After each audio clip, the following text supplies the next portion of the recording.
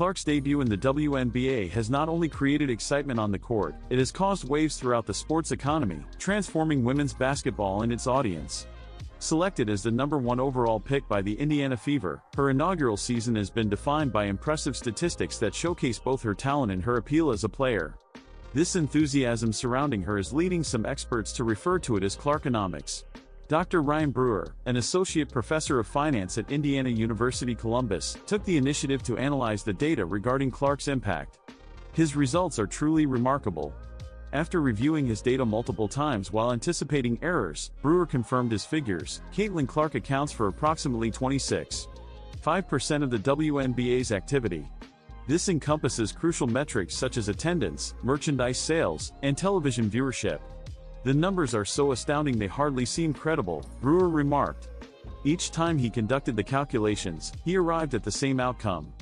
To put it simply, 1 in every 6 tickets sold for WNBA games this season is tied to Clark's simple presence on the court. A 300% rise in overall television viewership can be linked to her games, and notably, 45% of the broadcast value is reportedly derived from the Fever's matches. Sales of WNBA merchandise surged by 500%, with Clark leading the charts against her rookie rival, Angel Reese from the Chicago Sky. Attendance figures also illustrate her significant impact.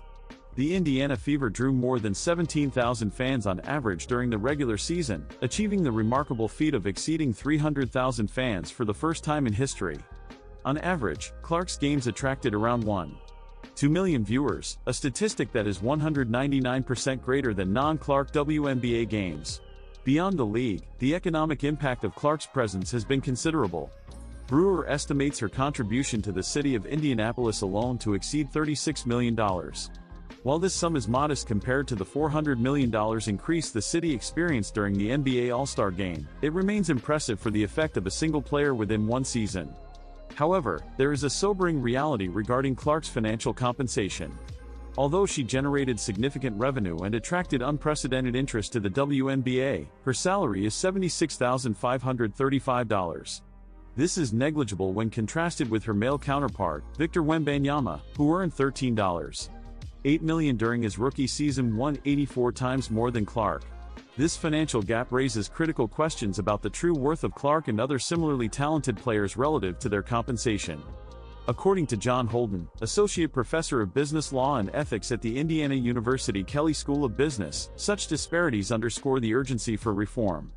Yes, it would be reasonable for Indianapolis to secure her long-term at $1 million per year. But the Fever and the WNBA cannot simply offer those contracts, even if that's the market value for Caitlin Clark, he stated. There are stringent rules regarding rookie contracts, dictated by the WNBA's collective bargaining agreement, which limits first-year player salaries to $76,535. However, the excitement surrounding Clark has the potential to alter the league's financial landscape. The question persists, will the WNBA's financial framework evolve to acknowledge the impact and appeal of players like Clark?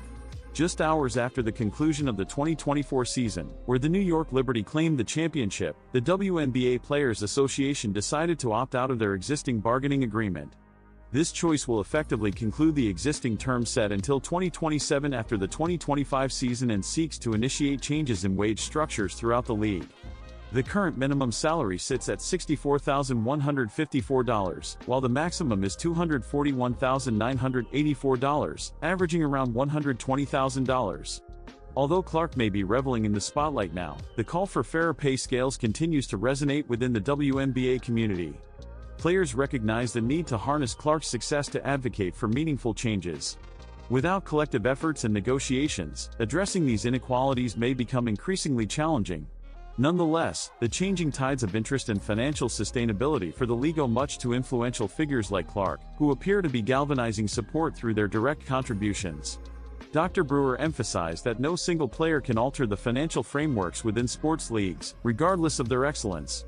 However, they can spark the drive for significant changes, paving the way for future or present generations of women basketball players. Ultimately, the future of women's basketball may depend on the backing and acknowledgement of stars like Caitlin Clark as the WNBA stands on the verge of transformation, fueled by increasing revenues, eager markets, and passionate fans.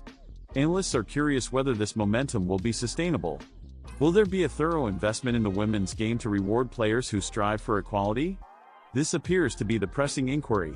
While the long-range shots and impressive ball handling often dominate the highlights on SportsCenter, one often overlooked skill of Indiana Fever superstar Caitlin Clark is her passing ability. According to her teammate, Lexi Hull, this talent should not be underestimated. In a discussion with Nekias Duncan and Steve Jones on The Young Man in the Three, the 6'1" guard highlighted Clark's ability to deliver pinpoint passes and set up her teammates for easy scores. What distinguishes exceptional floor leaders from average point guards is their capacity to perceive plays developing before they unfold. The greatest players, such as Magic Johnson, John Stockton, and Jason Kidd, possess this rare knack for anticipating future actions and executing the ideal pass ahead of time.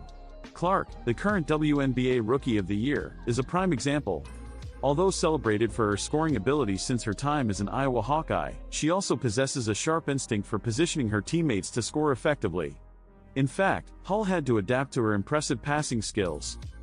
"I certainly received passes and aimed to finish even when I wasn't anticipating the ball," Hull remarked. Unlike earlier, when the ex-Stanford standout would cut or sprint in transition seeking easy baskets with little success, last season, she enjoyed ample opportunities, leading to double-digit scoring in 7 games.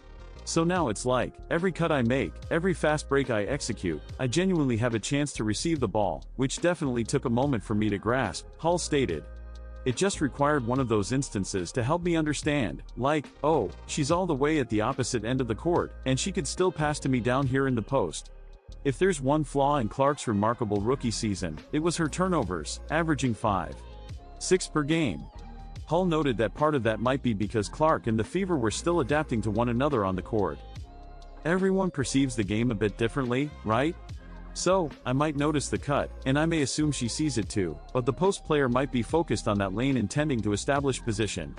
It's about ensuring all 5 players on the court are reading the defense similarly so we remain in harmony," Lexi commented. "It took some time, yet the outcomes were impressive as Caitlin and her teammates built mutual trust." In fact, Clark had an extraordinary run of games with double-digit assists in 8 of 9 matches. Clark concluded her rookie season with averages of 19.2 points, a league-leading 8.4 assists, 5.7 rebounds, and 1.3 steals per game. Indiana University finance professor Ryan Brewer, who specializes in valuation, shared with the Indy Star that he estimated Caitlin Clark accounted for 26.5% of WNBA's overall activity for the 2024 season, encompassing attendance, merchandise sales, and television. Brewer went as far as to estimate that 1 out of every 6 tickets sold in a WNBA venue could be linked to Clark. Meanwhile, Clark's WNBA salary for this past season was $76,535. Her salary for 2025 will be $78,066. According to Brewer, it's not just the WNBA benefiting significantly from Clark's undervalued presence. The professor also estimated that Clark contributes over $36 million annually to the city of Indianapolis' economy. "The figures are so overwhelming," Brewer told the outlet. "They almost seem unreal." Clark's influence on the WNBA's visibility and revenue was evident in significant metrics throughout the season, particularly during the playoffs. After Clark attracted a WNBA record 1.84 million viewers to her initial playoff match against the Connecticut Sun on September 22, even competing against an NFL Sunday, she achieved another record audience of 2.54 million viewers for Game 2. Unfortunately, Clark and the Indiana Fever lost both matches, resulting in Clark's early exit for the offseason. Once Clark's team was ousted, the opening game between the Aces and Liberty, a rematch of last season's WNBA Finals involving 2 of the league's most popular and successful teams, drew an audience of 929,000, as announced by ESPN, which was 50% less than the Fever's Game 1 against the Sun. Simultaneously, Game 1 of the Sun Lynx series attracted an audience of approximately 650,000. Both of these games significantly lagged behind some of Clark's regular season games in viewership. In early September, Clark's Indiana Fever played in front of 1.26 million television viewers during a game against the Minnesota Lynx that coincided with a Week 1 NFL game featuring the Philadelphia Eagles and Green Bay Packers. In Clark's debut regular season finale against the Washington Mystics on September 19, a total of 20,711 fans attended Capital One Arena, establishing a new record for the highest attended WNBA regular season game. Clark turned the Fever into the most viewed team in the WNBA during her rookie year, with the 14 most watched WNBA games of the season all involving the Fever. Clark's teammate, point guard Kelsey Mitchell, informed reporters in September that Clark is the reason for her increased attention and fanbase. "I think the reality of it is that I don't think people would know without Clark," Mitchell stated when asked about her heightened attention and fans this season.